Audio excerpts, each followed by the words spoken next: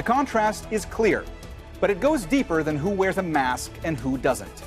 With Election Day in America now barely 3 weeks off, how is COVID changing campaigning?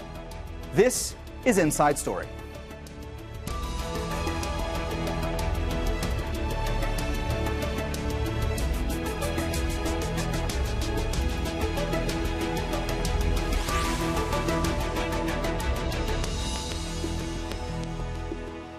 Hello and welcome to the program. I'm Mohammed Jamjoom.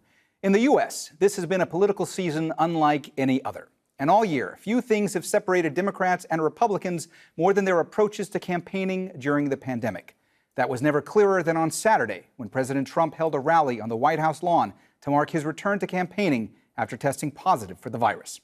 We'll bring in our guests in a moment, but first, this report from our White House correspondent, Kimberly Halkett. With his recovery still in question, Donald Trump emerged from the White House to address supporters. It's the U.S. president's first official appearance since contracting COVID-19. Trump's physician won't say when Trump last tested negative for COVID-19, only that he's been cleared to resume campaigning. And while the White House insisted Saturday's event wasn't a campaign rally, it sure seemed like one, attacking his opponent, former Vice President Joe Biden, multiple times. Sleepy Joe Biden's betrayed Black and Latino Americans. If you think he can run this country, you're wrong.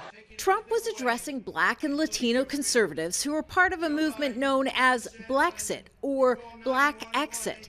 The movement believes the Democratic Party has betrayed communities of color and is encouraging them to vote Republican. If the left gains power, they'll launch a nationwide crusade against law enforcement, and they've already done that.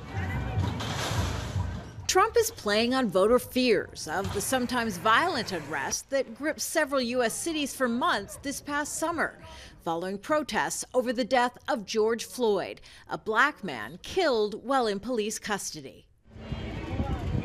Trump hopes his law and order message will help him win over white suburban voters, in addition to minority communities hurt by the violence. But time is running out for a president currently trailing Joe Biden in the polls. Right now, Americans are actually voting. They're early voting either in person or they're mailing in their ballots. So there's not much time for the president, if he's going to turn this around, to do so. Prior to COVID-19, Trump had built on historically low unemployment for minorities. But since COVID-19, those jobs have been wiped out. And once again, communities of color are suffering economically in greater numbers than white Americans. But with little clarity about his own COVID recovery, there are questions about whether Trump should even be on the campaign trail. I think it's important that he make it clear to all the people that they should be socially distanced and wearing masks. That's the only responsible thing to do. President Trump will begin holding large public rallies beginning on Monday and again on Tuesday and Wednesday as he targets 3 battleground states. Kimberly Halkett, Al Jazeera, Washington.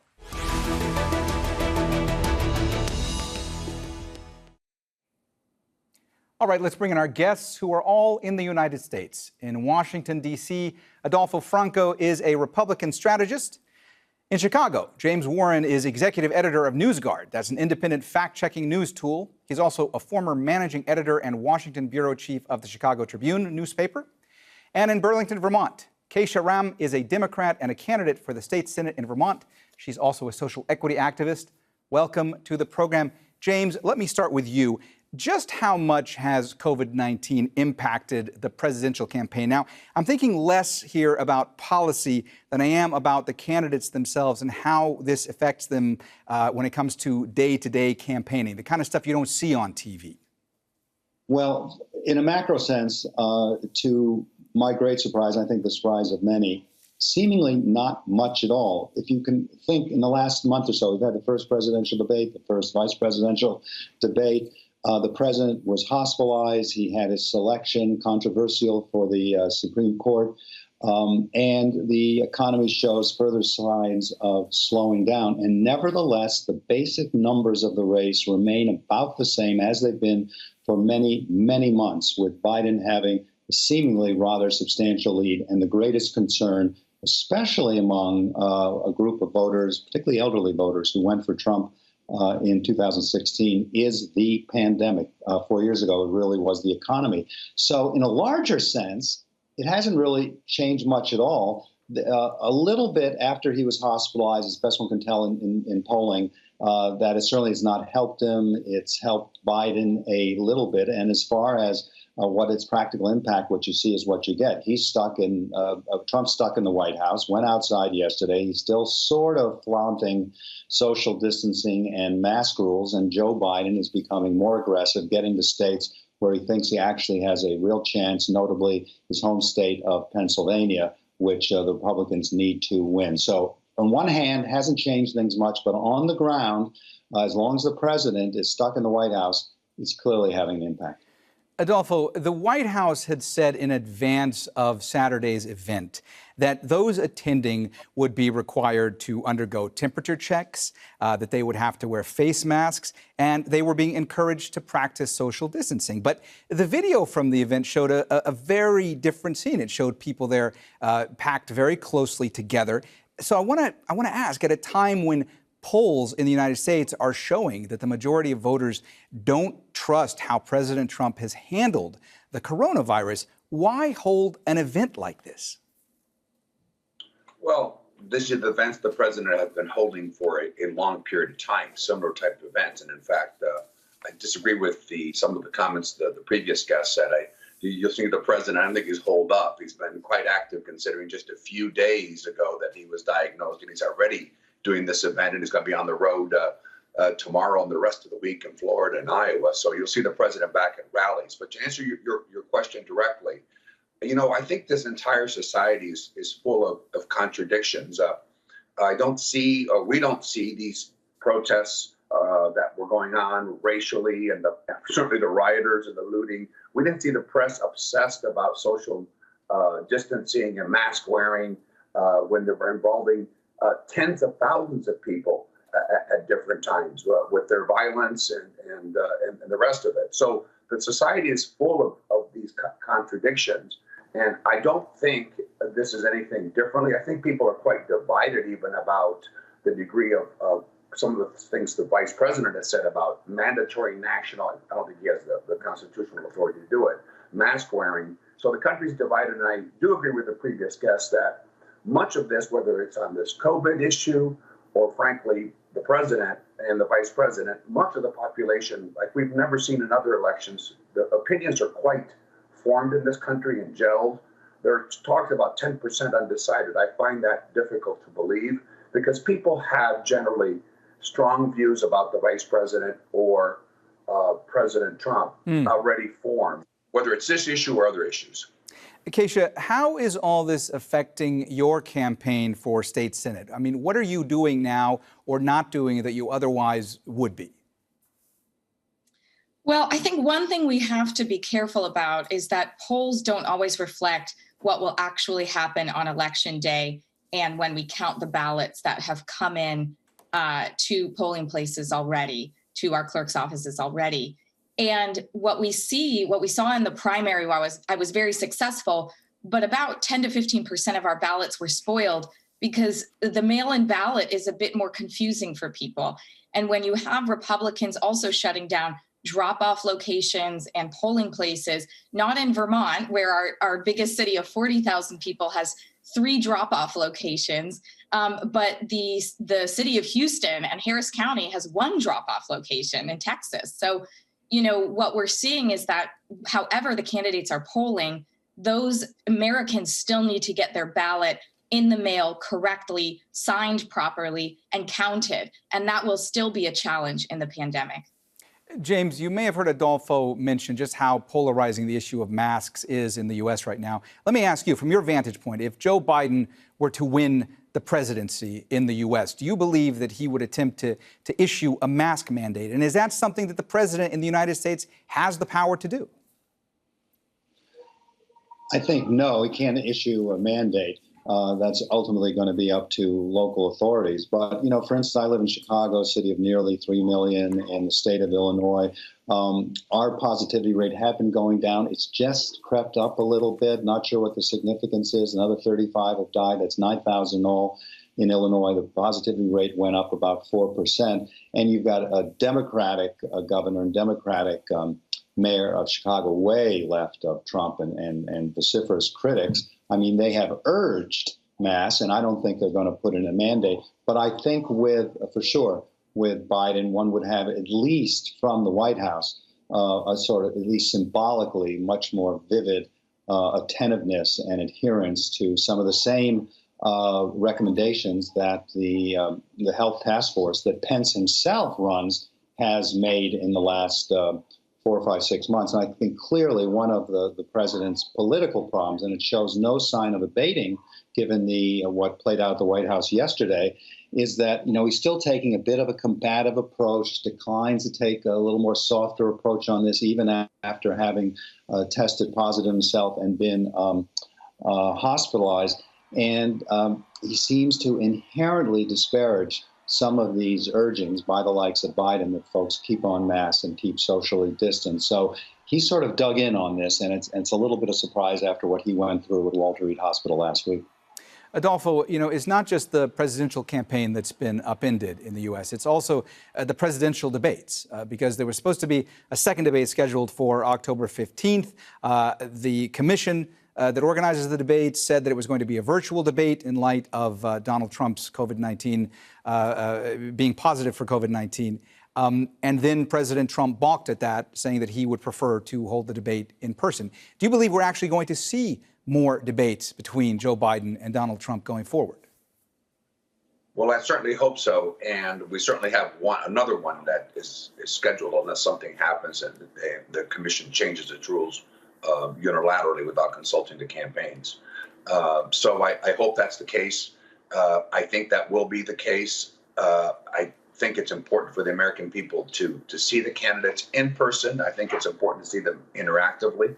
As much as this is great to be on the Zoom call here, if we were on a studio, the dynamic among the guests and us and you would be completely different.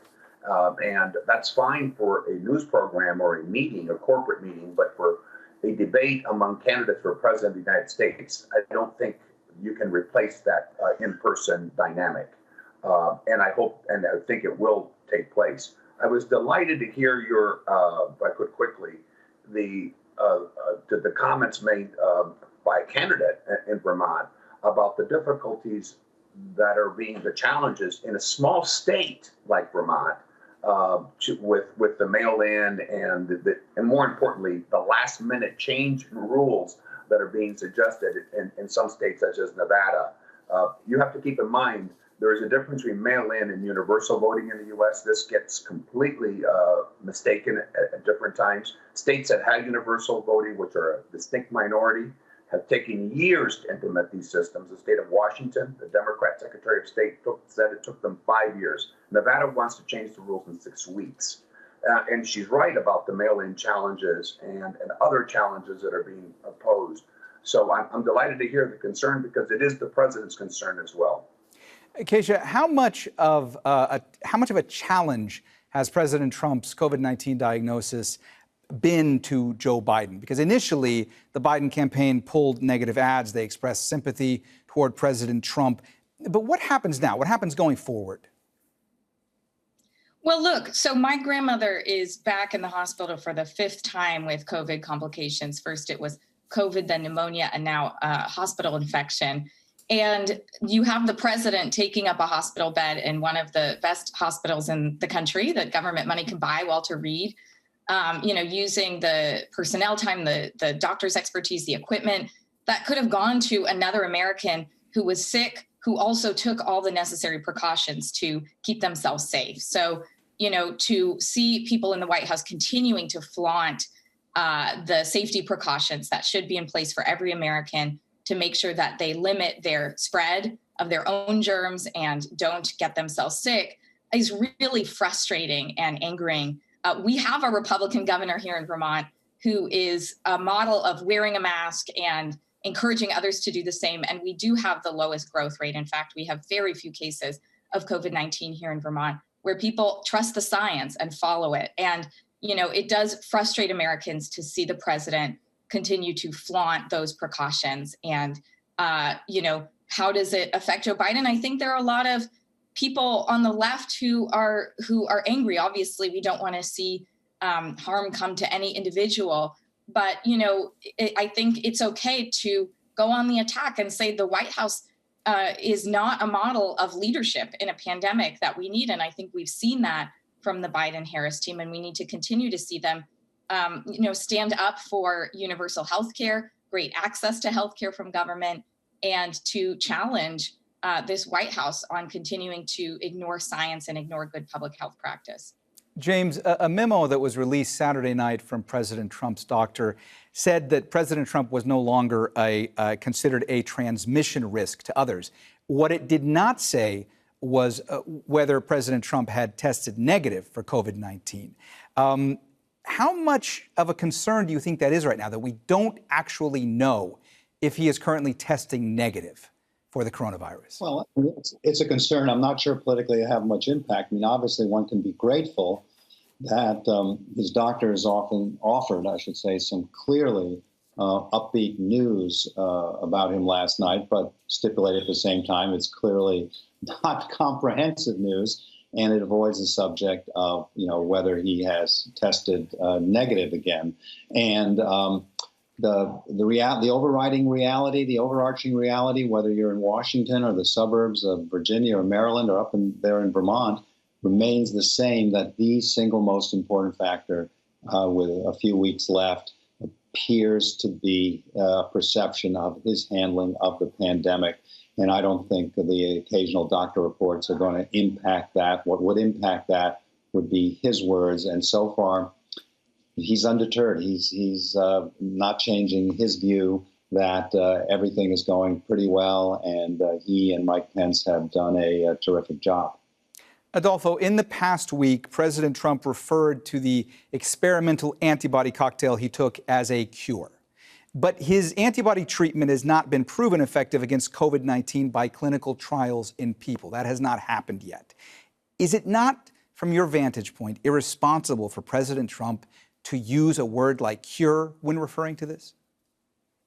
Well, if you look at carefully his comments, he said these could lead to cures. And but it is remarkable when you see the president, at least when we see him physically. I have no doubt that what we have seen is exactly what the president is, in remarkably good health. No one expected throughout this entire process to see someone who's 74 years of age and a high-risk group to be responding so well. So I think he was instilling confidence. There is a, and I take your question, there is a fine line between misrepresenting something, which I don't think the president has done, and creating optimism and upbeat. Since we have some Democrat guests on the set, is FDR said we have nothing to fear but fear itself. When Pearl Harbor was bombed, we didn't say, oh no, this is just terrible and the country's going to go down the tubes. Now, again, it's important to give accurate information, but it's important to be optimistic. And the fact is, we have every reason to be optimistic, whether it's in the rapid development, thanks to President Trump, of a vaccine, and more importantly, these cocktails and treatments. And he, of course, received them. Some of them were experimental. Where we are today is very different than we were 4 or 5 months ago in treatment of the virus. And there's no reason to continue to report all of the positive rather than the negative narrative that the Democratic Party continues to perpetuate. Even this idea that someone can wear a mask, I'm sure that the guest's mother here was wearing a mask and following protocols, is no guarantee that you will not contract the virus. So this idea that the president is being irresponsible and everybody who follows the protocols perfectly will not contract the virus is just false. And lastly, this continued use of the word follow the science. I have no idea what that means, since there is no unanimity on these things. Scientists, which are more appropriate to use the word doctors, differ greatly, whether on your question about the cocktail, on so-called potential for cure, and certainly all the aspects of how to contract the disease. So they sadly have politicized this issue when it should have been a health issue from day one. James, do you believe that we're going to start seeing Republican senators, at least the ones in the tight races right now, be more critical of President Trump in the coming weeks? I think it's going to be a little bit difficult if they haven't up to this point. I mean, you have somebody like Mitch McConnell, the Republican leader, who has, underscored very vividly that he hasn't been to the White House in a couple of months, and it's clear he hasn't been there because he simply doesn't trust his own president and the people around him when it comes to Mitch McConnell's own health.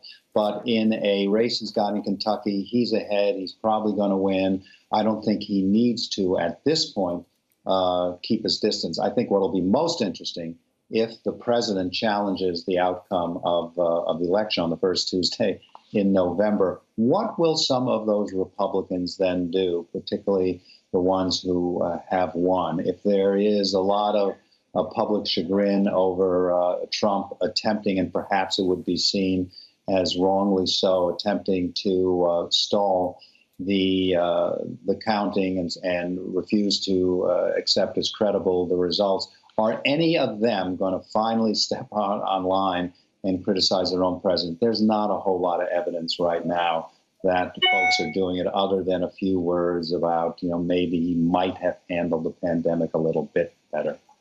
Kesha, the New England Journal of Medicine recently published a scathing editorial entitled "Dying in a Leadership Vacuum" that states, when it comes to the response to the largest public health crisis of our time, our current political leaders have demonstrated that they are dangerously incompetent.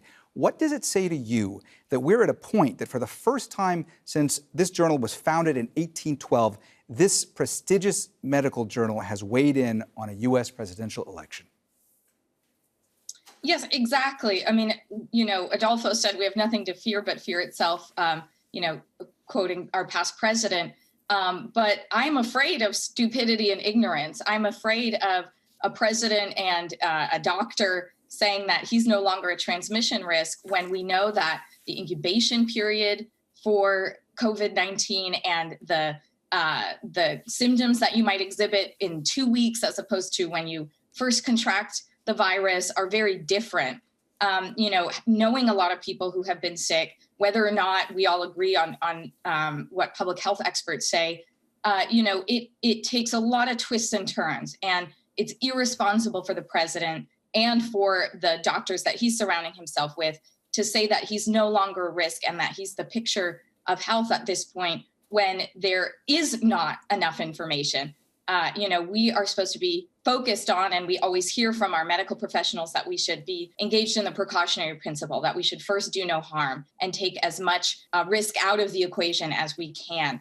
And I believe that's what the New England Journal of Medicine is advocating for, that this is far too much risk and far too much ignorance for the American people to continue to be subjected to after we have far surpassed the 200,000 person death mark for Americans.